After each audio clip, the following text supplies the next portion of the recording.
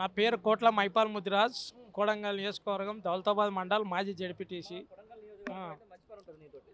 అన్న బాగుందన్నా మీ కొడంగల్? కోడంగల్ చూడన్న, మీరే ఒకసారి మీడియా మిత్రులకు నమస్కరించి చెప్తున్నా, ఒకసారి కోడంగల్ రాండి. ఉమ్. అక్కడ ఏమేమి అవినీతులు జరుగుతున్నాయి వస్తే జైలు ఆ, వేస్తురుగా.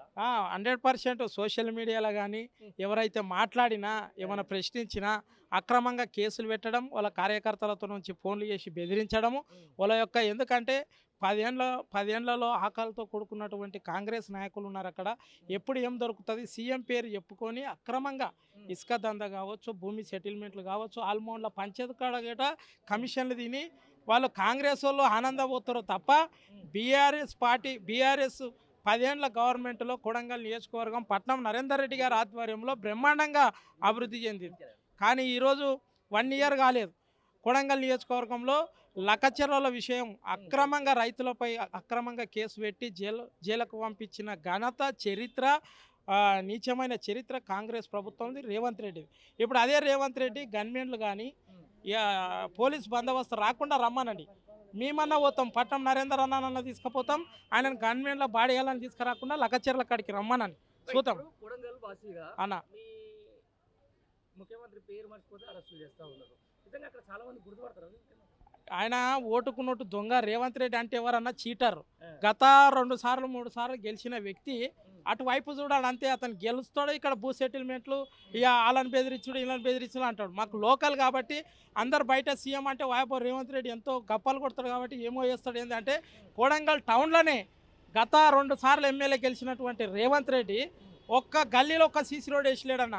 10 ఏళ్లలో మన కేసీఆర్ గారు తెలంగాణ వచ్చిన తర్వాత, మన గవర్నమెంట్ వచ్చిన తర్వాత పట్నం నరేందర్ రెడ్డి 2018లో చిత్తుగా ఓడించినటువంటి మన పట్నం నరేందర్ రెడ్డి 300 కోట్ల నిధులు తీసుకుపోయి ప్రతి గల్లీ కోసిగి కానీ, కోడంగల్ కానీ, దౌలతాబాద్ కానీ, బొమ్రాజ్పేట కానీ అభివృద్ధి చేసిండు. అటువంటి అభివృద్ధి చేసిన నాయకుని సీఎం అవుతాడు ఏదో నిరుద్యోగ దళిత బంధు ఏదో దళితులతో ఓట్లేసి గెలిచిండు. ఆయన గెలిచినటువంటి రేవంత్ రెడ్డి ఎప్పుడు వస్తాడు, పెద్ద పెద్ద సభలు ఉంటే వస్తాడు, ఆయన ఇనాగ్రేషన్కి అస్సలు రాడు. ఎవరు రాష్ట్రానికి ముఖ్యమంత్రి మాకు ఎమ్మెల్యే కదన్నా, మాకు సీఎం కదా, కాన్స్టిట్యున్సీ గిట్ట చూసుకోవాలి కదా. మరి ఆ కాన్స్టిట్యున్సీ చూడకుండా తమ్ముడు కాదు అన్న తిరుపతి రెడ్డి ఒక 4+4 గన్మెన్లను పెట్టుకొని ఒక 4-5 బండ్లు పెట్టుకొని ఆయన అధికారులని కలెక్టర్ కానుంచి, డిఎస్పీ కానుంచి, ఎస్పీ కానుంచి, సిఐల కానుంచి ఎస్కాట్లు ఇచ్చుకుంటా బెదిరించుకుంటా ఆయన ఏదో గ్రీన్ మ్యాట్ వేసి ఓ వార్డు మెంబర్ కాదు, ఓ సర్పంచ్ కాదు, ఓ ఎమ్మెల్సీ కాదు, ఓ ఎంపీ కాదు, అటువంటి వ్యక్తి మరి రాష్ట్రం మొత్తం దేశం మొత్తం ఒక రాజ్యాంగం ఉంటే మరి కొడంగల్లో నియోజకవర్గానికి మరి రేవంత్ రెడ్డి గెలిచిన తర్వాత ఒక రాజ్యాంగం తెచ్చినామని భయం అనిపిస్తుంది. 100% నా మీద చాలా ఉంది. ఎందుకంటే నేను ఫస్ట్ నుంచి ఆయన మీద ప్రశ్నిస్తుంటే, ఎందుకంటే నువ్వు మంచిగా చేస్తే ప్రశ్నించావు. నేను జడ్పీటీసీగా నేను ఒక స్టూడెంట్ లీడర్గా ఉండి నాకు ఏదో బీఫామ్ ఇచ్చి భారీ మెజార్టీతో గెలవడం జరిగింది. నేను నా గురించి అడగాను, ఒక చిన్న ఏజ్లో నాకు టికెట్ ఇచ్చి గెలిస్తే నా దౌలతాబాద్ మండల్ని అభివృద్ధి చేసిన. కానీ ఈయన ఏం చేసిండు, ఆ అన్న తిరుపతి రెడ్డి గారు వేరే కార్యకర్తలతో నా నైట్ దాపి నాకు ఫోన్ల ద్వారా బెదిరింపే కాళ్ళు వస్తున్నాయి. మేము తెలంగాణ ఉద్యమంలో ఉస్మానియా యూనివర్సిటీకి వెళ్ళి ఎన్నోసార్లు జైలుకు పోయినాం, ఎన్నో కేసులు ఉన్నాయి. ఆ కేసులకే భయపడే వాళ్ళే ఈ దొంగ రేవంత్ రెడ్డికి మేము ఎట్లా భయపడతామన్నా.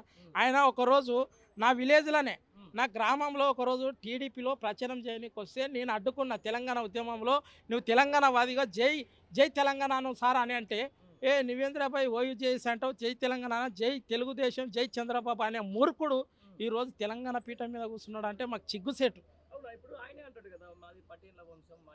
అన్నా.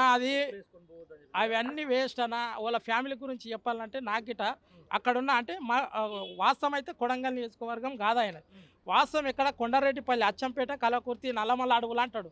అక్కడ పుట్టిన వ్యక్తి ఇక్కడ బిచ్చం వేసుకొని మా ప్రాంతానికి వచ్చింది. మా ప్రాంతం ప్రజలు చాలా అమాయకులు, కొడంగల్ ప్రజలు అమాయకులు. కాబట్టి ఈరోజు అతని ఏదో భిక్షతోనే ఎమ్మెల్యే గెలిచిండు. ఆయన కొండారెడ్డిపల్లిలో వాళ్ళ కుటుంబం గురించి అడిగితే కల్లాలన్న, ఒట్ల కల్లాల కాడ దొంగతనం చేసి సైకిల్ దొంగతనం అని పేరు ఉండదు.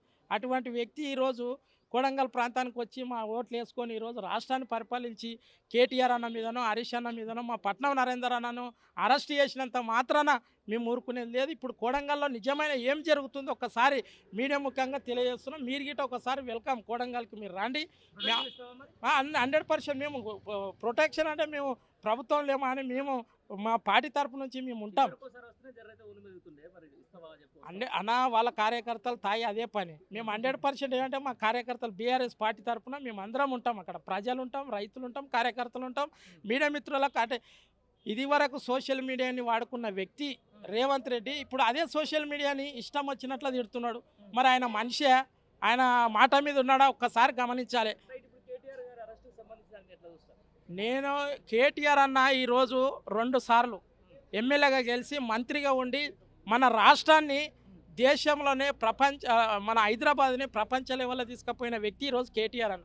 కేటీఆర్ అన్నని 6 గ్యారెంటీలు ఉన్నాయి కదన్న, 6 గ్యారెంటీల కన్నా 6 కేసులు పెడదామంటే అన్నీ ఫెయిల్ అయినాయి. ఇది ఒక్కటి సక్సెస్ అవుతుంది. ఎందుకంటే ఈ ఫార్ములా ఈ రేసింగ్ కార్లలో పొల్యూషన్ లేకుండా పెడదామని అంతా మన హైదరాబాద్ని ప్రపంచ దేశాల్లో పెట్టాలని ఆ ఉద్దేశంతోనే రేస్ కారు పెట్టాడు.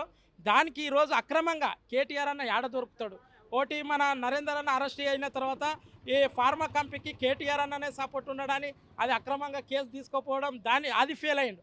మళ్ళీ ఇప్పుడు ఈ రేస్ వచ్చింది. అంటే ఆయన బుద్ధులన్నీ జనాలకు ప్రజలకు అర్థమవుతుందన్న. కేటీఆర్ అన్నను మాత్రం అరెస్ట్ చేస్తే కోడంగల్ నియోజకవర్గం నుంచే పతనం చాలా అవుతుంది 100%. నేను అదే చెప్తున్నా. అన్న. 11 నెలలు అయింది గవర్నమెంట్ వచ్చి. అన్న మీ ఎమ్మెల్యే ఇప్పుడు ముఖ్యమంత్రి 11 నెలలు అయిందిగా.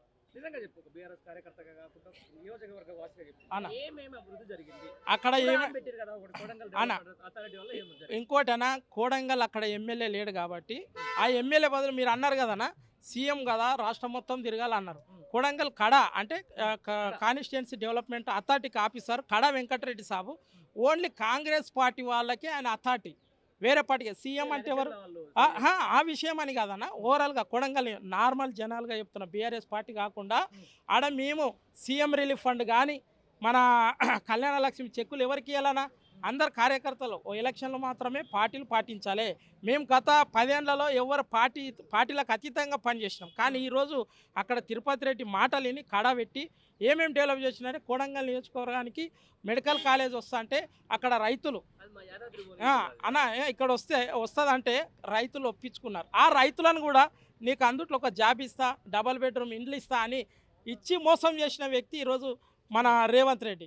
అదేవిధంగా లక్కచెర్లలో ఎట్లా భూమి తీసుకోవాలో తెలియక ఆయన మైండ్ ఖరాబ్ అయ్యి అంతా అక్కడ లొల్లి చేసుకొని ఆడ మొత్తం ఖరాబ్ చేసుకున్నాడు. డెవలప్ అంటే ఏం లేదన్నా, రోడ్లు నడుస్తున్నాయి, రోడ్లు గిట్ట అవి ఎక్కడున్నాయి అక్కడ ఉన్నాయి, ఇప్పుడు చేస్తామంటాడు. ఇప్పుడు నీకు ఒక్కటే ఎగ్జాంపుల్ గిట్ట వీడియో వచ్చింది అన్న, నా దౌలతాబాద్ మండల్లో జూనియర్ కాలేజ్ మేము శాంక్షన్ చేసుకున్నాం. పట్నం నరేందర్ అన్న మా ఎడ్యుకేషన్ మినిస్టర్ అయినటువంటి మాజీ సబితమ్మ ఆధ్వర్యంలో జూనియర్ కాలేజ్ తీసుకొస్తే ఆ కాలేజ్ 1 ఇయర్ నడిపినామన్న.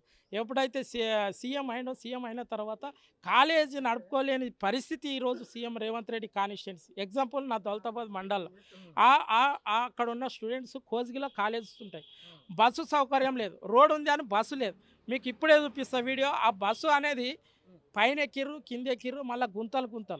ఓ సీఎం కాన్స్టిట్యుయెన్సీలు ఎంత ఉండాలన్నా మీరు గజ్వెల్ తీసుకోండి ఎట్లుంది. సరే 1 ఇయర్ అయిందని కొంచెం అని అభివృద్ధి ఉండాలి. మరి అక్కనే కోసిగిలో బస్ డిపో ఓపెన్ చేసినాం.